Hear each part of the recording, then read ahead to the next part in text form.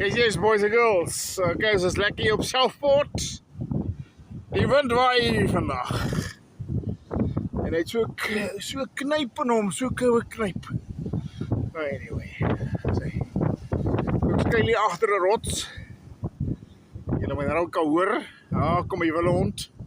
Hey, wille hond. Ja, wat sê Roxy?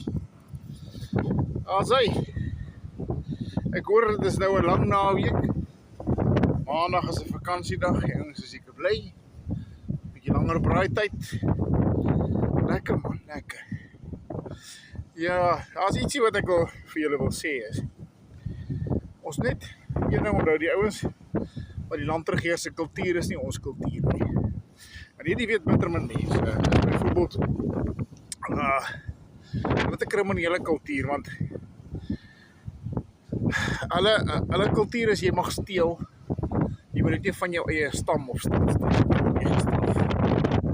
En dan wat bitter min mense weet, as jy iemand doodmaak, nee.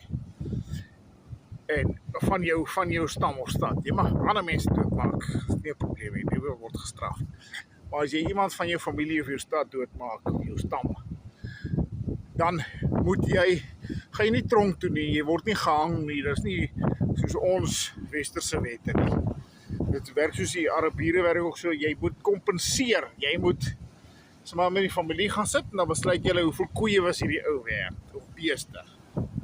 En dan moes jy wat die moordenaar sal aan jou slagoffer se familie betaal, met is 2x50 koeie. En dieselfde werk met die Arabiere, sê hulle werk met kamele. So dit is die kultuur van die mense wat hierdie land regeer. So dis nie ons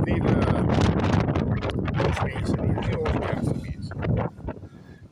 Want almal verhebel ons altyd almal se kultuur. My culture. Dis hulle kultuur, hulle het 'n kriminele kultuur. Maar geniet jou lang naweek.